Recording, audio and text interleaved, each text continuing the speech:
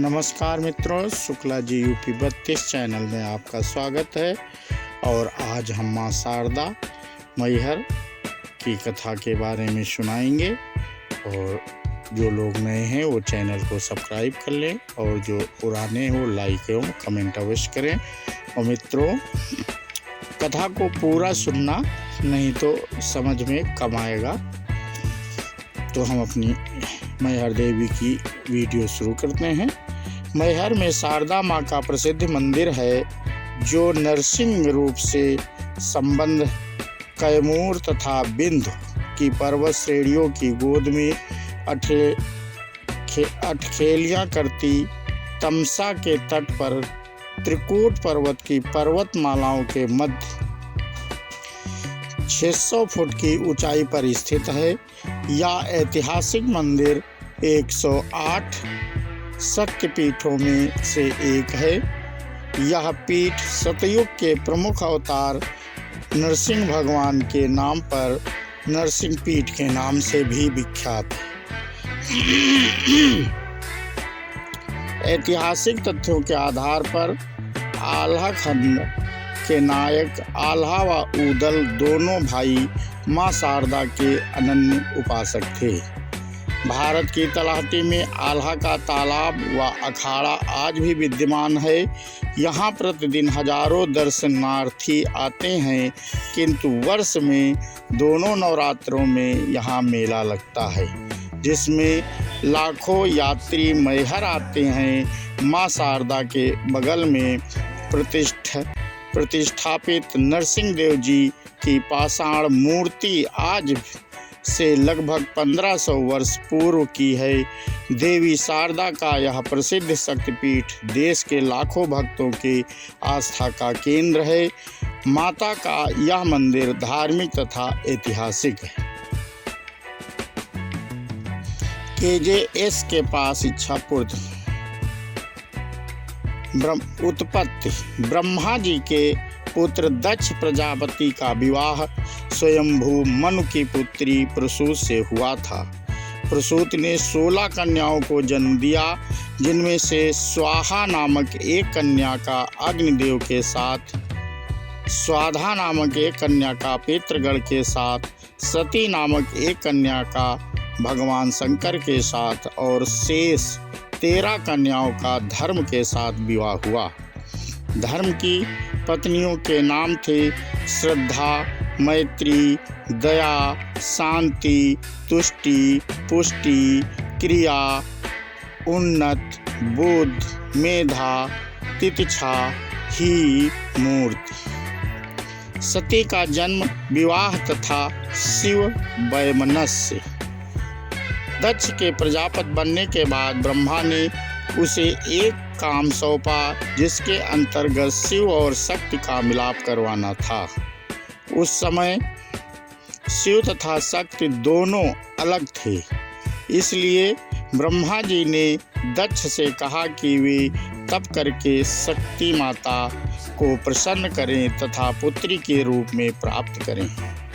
तपस्या के उपरांत माता शक्ति ने दक्ष से कहा, मैं आपकी पुत्री के रूप में जन्म लेकर शंभु की भार्या बनूंगी। जब आपकी तपस्या का पूर्ण क्षीण हो जाएगा और आपके द्वारा मेरा अनादर होगा, तब मैं अपनी माया से जगत को विमोहित करके अपने धर्म धाम चली जाऊंगी। इस प्रकार सती के रूप में शक्ति का जन्म हुआ।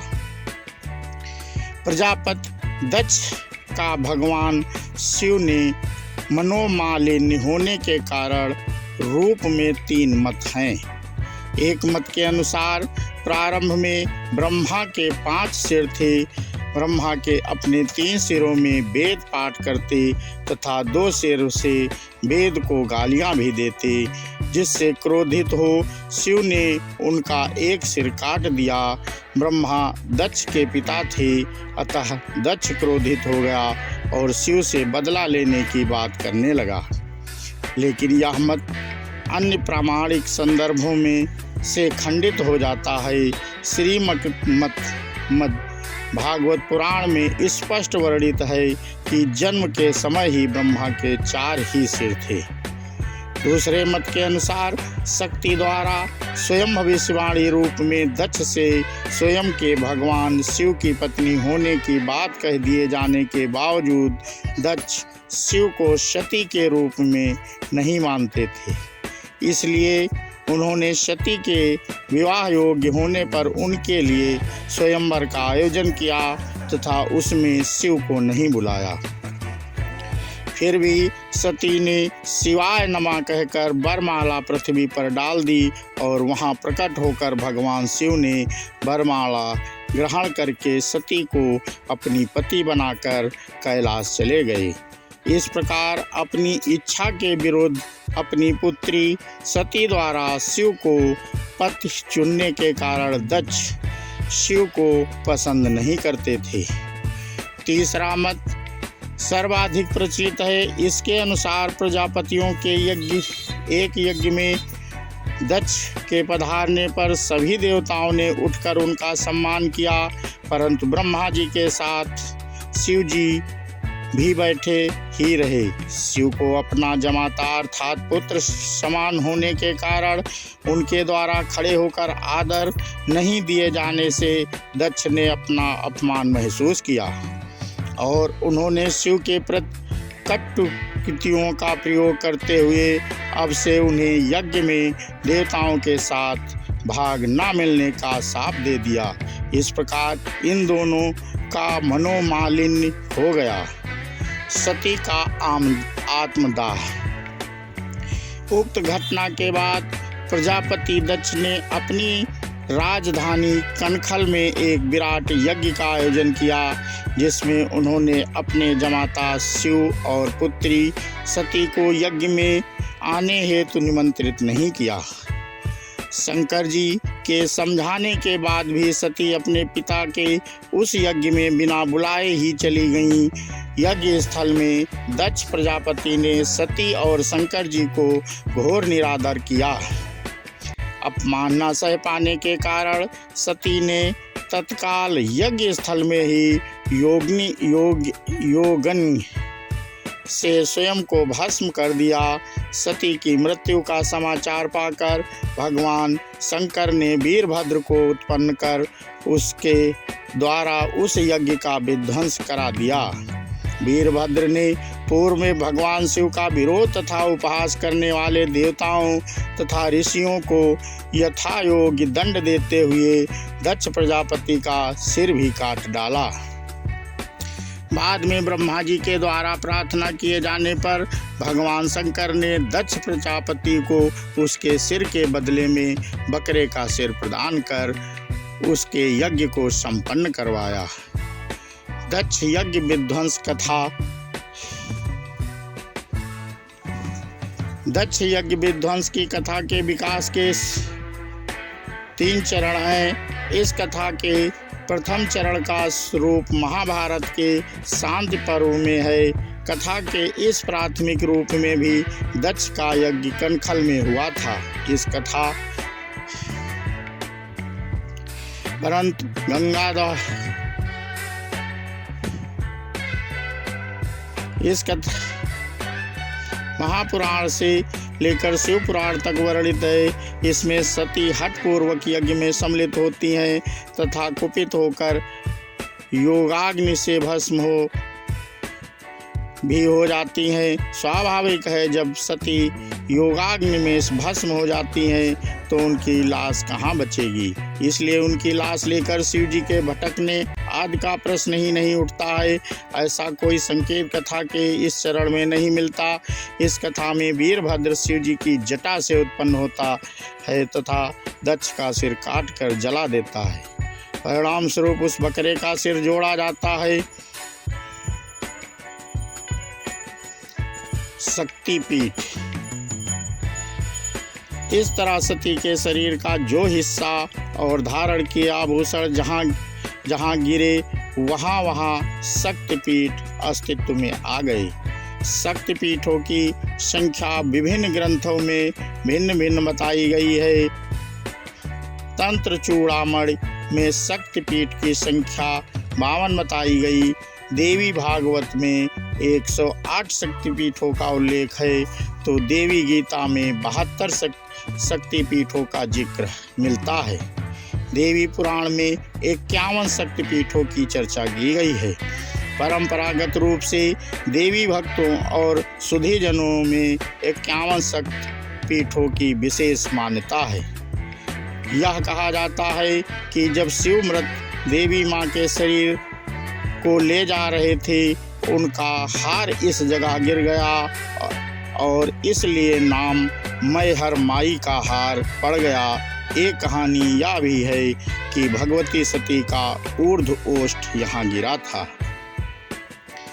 मित्रों, और माता जी का इतिहास, मैहर देवी का इतिहास। मैहर इतिहास आयु के बाद पता लगाया जा सकता है। शहर के पूर्व में मैहर रियासत की राजधानी थी। राज्य 1778 में कुशवाहा कबीले के राजपूतों, जो ओरछा के पास राज्य के शासक द्वारा दी गई भूमि पर स्थापित किया गया। राज्य में 19वीं सदी में ब्रिटिश भारत के राजसी राज्य बना था और बुंदेलखंड एजेंसी के मध्य भारत एजेंसी में भाग के रूप में दिलाई 1871 में बुंदेलखंड के पूर्वी राज्यों मैहर सहित मध्य भारत में बघेलखंड की नई एजेंसी फार्म अलग हो गए थे।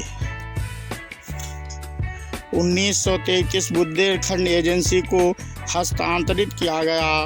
राज्य 407 वर्ग मील के एक क्षेत्र में है और 1901 में 63,702 आबादी थी। राज्य है जो टोंस नदी से पानी पिलाया था।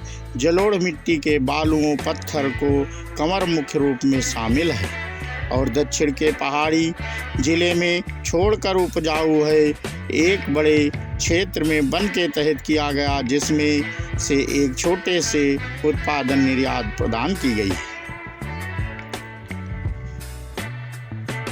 मित्रों, मैहर में त्रिकूट पर्वत की ऊंची पहाड़ियों के ऊपर शारदा देवी मंदिर है, जो शहर के मध्य से लगभग 5 किलोमीटर ऊपर है। वहाँ एक शारदा देवी की पत्थर की मूर्ति के पैर शारदा देवी मंदिर के पास में स्थित प्राचीन शिलालेख है। वहाँ शारदा देवी के साथ भगवान नरसिंह की एक मूर्ति है। इन मूर्तियों में देवा द्वारा शेख 424 चैत्र कृष्ण पक्ष पर 14 मंगलवार विक्रम संकट 559 अर्थात 502 ईस्वी स्थापित किया गया। 4 पंक्तियों में इस पत्थर शिलालेख शारदा देवी देवनागरी लिपि में 3.5 से 15 आकार की है। मंदिर में एक और पत्थर शिलालेख एक सत्य जो बौद्ध धर्म और जैन धर्म का ज्ञान था द्वारा 34 इंच 31 इंच आकार का खुदा होता है।